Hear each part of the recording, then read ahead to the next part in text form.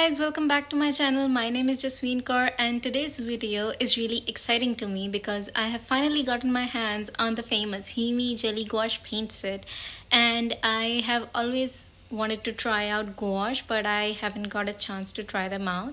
But now this is the last time I'm gonna say that because I have the Himi Jelly Gouache that has been trending for a while now, for a few years actually, and I finally have it. So let's not wait any longer and unbox it and try them out. Let's see how the gouache experience feels like. Let's go. Let's open this set of gouache paints, and I got the black colored cover with 56 shades of Himi gouache. First we have this swatch card and a thank you note from Mia, and we also have neon shades and metallic shades in this card and in this set, and they're all labeled as they are placed in the box, so that's nice. Now we have the most time consuming and the most exciting part, which is exploring the colors.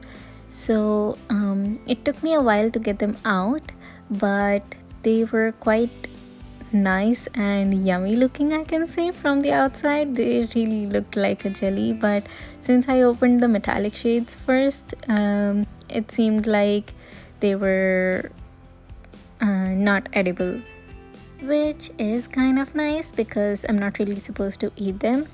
But anyways, so I started taking the colors out and all the colors looked really nice and rich, and I could also see through the sides that they needed a bit of mix up because the oils from the colors were separating, but it was okay because these are new paints and they're not really supposed to be completely mixed up because they've been sitting here for quite a while. But look at this, the way it opens up. It is not that appetizing because of course the oils are separating, but yeah, it still looks pretty nice, and the consistency is quite nice. So I'll let you guys enjoy the entire thing with a time lapse because it is quite a tedious task to open 56 jelly paints altogether.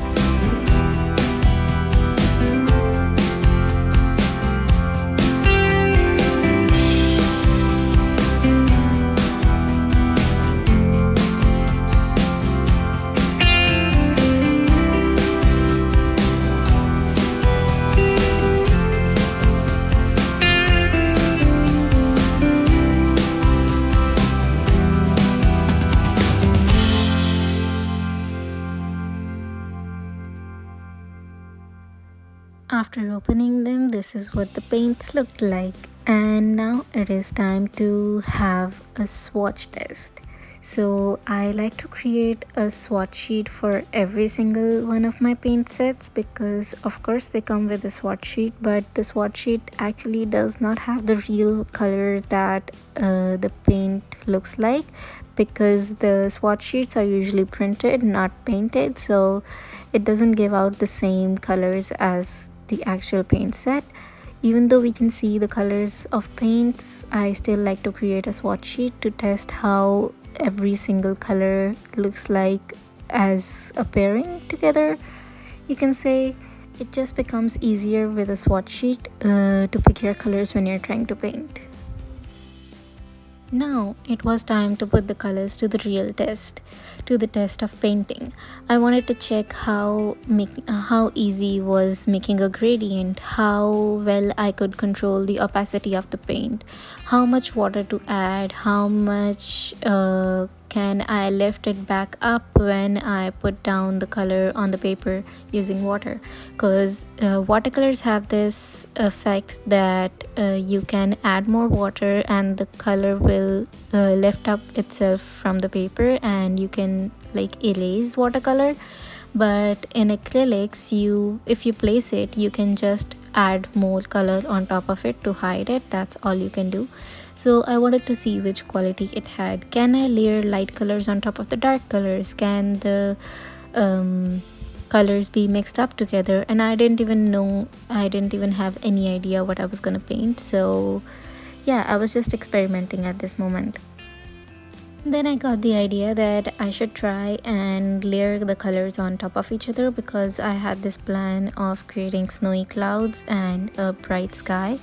Earlier I was thinking maybe a sunset, but then I was like, no, let's try the opacity of the colors. And they were actually quite buildable, but if I add more water to them, they were working more as watercolors, and if I don't add water to them, they were quite buildable on top of each other. So yeah, I liked that quality, that I can use them as acrylics or as watercolors depending on how much water I use. And I created a bright blue sky with a rainbow, so I added all 7 colors on top of my brush, and then I tried blending it with the background. And I could just add more color and blend the background and that was there using more water if I needed to make more blendy. And yeah, as you guys just saw there, the colors are actually liftable, and I lifted up the black color. And after all the experimenting, this is what my final gouache painting looks like.